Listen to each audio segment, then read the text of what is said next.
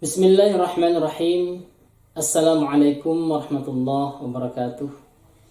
Alhamdulillahirabbil alamin. Wassalatu wassalamu ala asyrafil anbiya'i wal mursalin wa ala alihi wa ashabihi ajma'in. Amma ba'du. Sahabat sekalian, kaum muslimin dimanapun Anda berada, pada kesempatan ini kita akan berdiskusi mengenai adab puasa. Adab berbeda dengan rukun. Rukun hilang satu darinya maka amalan atau ibadah batal. Sedangkan adab menyempurnakan ibadah yang kita laksanakan. Dalam hal ini kita berbincang tentang adab berpuasa yang insya Allah niat yang sudah kita tanamkan dalam hati kita untuk berpuasa, serta upaya kita untuk menahan dari segala yang dilarang oleh Allah Subhanahu wa Ta'ala, baik makan, minum, serta hal-hal lainnya, maka akan disempurnakan dengan adab-adab berpuasa. Yang mana adab-adab ini, sahabat sekalian dirahmati Allah Subhanahu wa Ta'ala, telah dicontohkan oleh baginda Rasulullah Sallallahu Alaihi Wasallam. Artinya, ketika seorang mukmin dalam pelaksanaan ibadahnya melaksanakan adab-adab yang akan kita sampaikan nanti, maka ibadah puasanya akan bertambah afdal. Di antara adab berpuasa yang akan kita bahas melalui fikih sunnah karya Said Sabiq adalah yang pertama, sahur. Sahur adalah amalan sunnah yang para ulama telah bersepakat dengannya. Walau demikian, mereka yang meninggalkan sahur tidak dianggap berdosa dan tidak ada masalah dalam hal tersebut. Sebagaimana yang disampaikan oleh Anas radhiyallahu taala anhu bahwa Rasulullah sallallahu alaihi wasallam bersabda, "Tasahharu fa innas suhura barakatun." Bersahurlah kalian karena dalam sahur itu ada barokah. Hadis riwayat Bukhari dan Muslim. Begitu juga sebagaimana yang dinukil oleh Al-Miqdam bin Ma'di Yakrib dari Nabi sallallahu alaihi wasallam, beliau bersabda, "Alaikum bihadas suhur fa innahu al-ghazaa al-mubarak."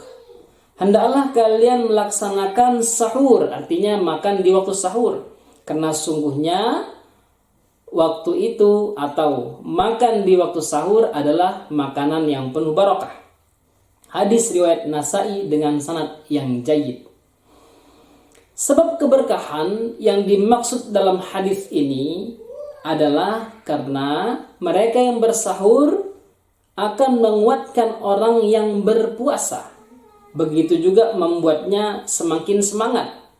Wa yuhawwinu 'alaihi shiyam, dan puasa akan terasa lebih ringan dengan melaksanakan sahur.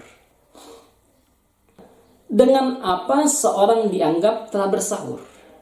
Bima yatahaqqaq wa yatahaqqaqus sahur bikatsir at-ta'ami wa qalili. Sahur atau seorang dianggap telah bersahur ketika dia memakan makanan sedikit ataupun banyak. Walau hanya sekedar meminum segelas air. Diriwayatkan dari Abi Sa'id Al-Khudri radhiyallahu taala anhu. Dia berkata, "As-suhuru barakatun." Sahur itu barakah. Fala tada'uhu, maka jangan tinggalkan dia. Walau an yajra'a ahadukum jar'ata ma'in. Walau seorang di antara kalian hanya meneguk segelas atau setegukan air. Fa inna Allah wa malaikatahu yusalluna 'alal mutasahhirin. Karena Allah dan malaikat-malaikatnya berselawat ke atas orang yang bersahur. Hadis riwayat Ahmad. Waktu sahur, kapan waktunya? Waktu sahuri min muntasafil laili ila tulu'il fajri. Waktu sahur itu dimulai dari pertengahan malam sampai terbitnya matahari atau masuknya waktu subuh. Wal mustahabbu ta'khiruhu, dan sunnah mengakhirkannya. Kalau dulu cerita kami di Libya, dapur umum atau restoran umum dibuka jam 12 malam, ditutup jam 2 malam. Lah kita orang Indonesia karena terbiasa mengakhirkan sahur, maka kita ambil makanannya, kita bawa kamar masing-masing, kemudian sebelum subuh kita sahur. Kenapa? Berupaya untuk mengamalkan sunnah mengakhirkan sahur.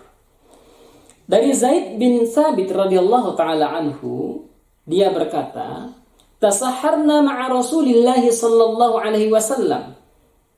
Kami dulu bersahur bersama baginda Rasulullah sallallahu alaihi wasallam, "Tsumma qumna ila shalah." Kemudian kami melaksanakan salat. Qultu, aku berkata, "Kam ma kana bainahuma?" Berapa jarak atau berapa lama di antara keduanya, yaitu sahur dengan azan? Qala, dia mengatakan 50 ayat, 50 ayat. Hadis riwayat Bukhari dan Muslim.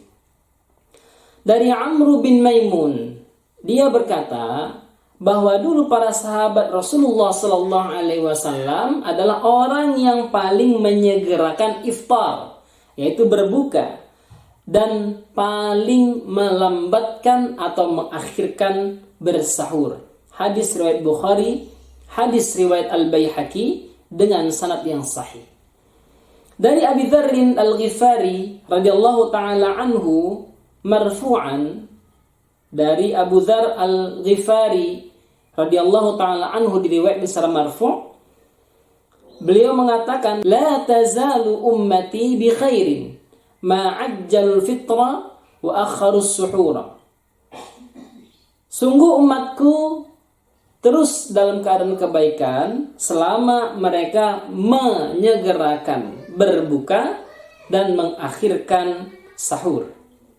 Dan dalam riwayat ini ada seorang sanad namanya Sulaiman bin Utsman bin Abi Utsman yang orangnya majhul, tidak diketahui. Makanya hadis ini diriwayatkan secara marfu'. Bagaimana jika seseorang ragu-ragu dengan masuknya waktu salat subuh? Jika seseorang ragu-ragu dengan masuknya waktu salat subuh, falahu an yakul, maka boleh baginya makan. Wa yashrabu, minum, hatta yastayqina tulu'ahu, sampai dia yakin bahwa subuh telah masuk atau waktu salat subuh telah tiba. Wala ya'malu bisyakki, dan tidak boleh beramal dalam keraguan. Fa inna Allah azza wa jalla ja'ala nihayatil akli wa syurbi at-tabayyunu nafsuh. Karena Allah azza wa jalla menjadikan akhir dari makan dan minum yaitu jelasnya waktu itu telah masuk. La syakku, ya, bukan karena keraguan. Sebagaimana Allah berfirman, wa kulu washrabu hatta yatabayyana lakumul khaytul abyad minal khaytil aswadi minal fajr. Surah Al-Baqarah 187.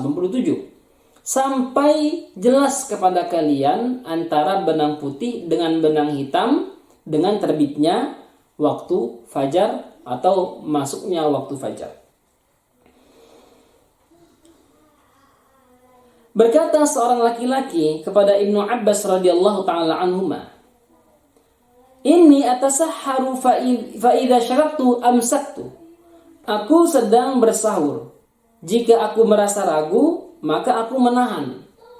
Faqala Ibnu Abbas, maka berkata Ibnu Abbas, "Kul ma syakakta hatta la tashuk." Makanlah selama kamu ragu sampai kamu tidak ragu. Maknanya dipastikan masuk dulu waktu fajar, baru seorang memberhentikan atau menghentikan makan dan minumnya. Wa qala Abu Dawud, dan berkata Abu Dawud bahwa Abu Abdullah berkata, idza syakka fil fajri, jika seorang ragu dengan masuknya waktu salat subuh, ya'kulu hatta yastayqina tulu'ahu, maka dia lanjutkan makan sampai dia yakin tibanya waktu fajar. Wa hadza madhhabu Ibnu Abbas wa Atha wal Auza'i wa Ahmad. Ini adalah mazhabnya Ibnu Abbas, Atha, Al-Auza'i dan Imam Ahmad. Wa qala An-Nawawi, berkata Imam An-Nawawi, wa qad ittafaqa ashabu Syafi'i ala jawazil akli lisyaki fi tulu'il fajri.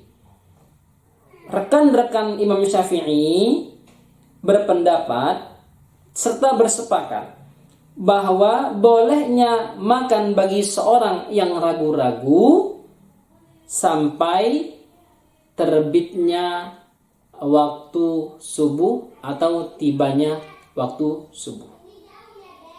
Ini adab yang pertama yang harus kita pahami. Jadi kita membicarakan tadi sunnah daripada sahur, serta dengan apa seseorang dikatakan bersahur. Yang kedua, waktu sahur. Bagaimana jika kita ragu?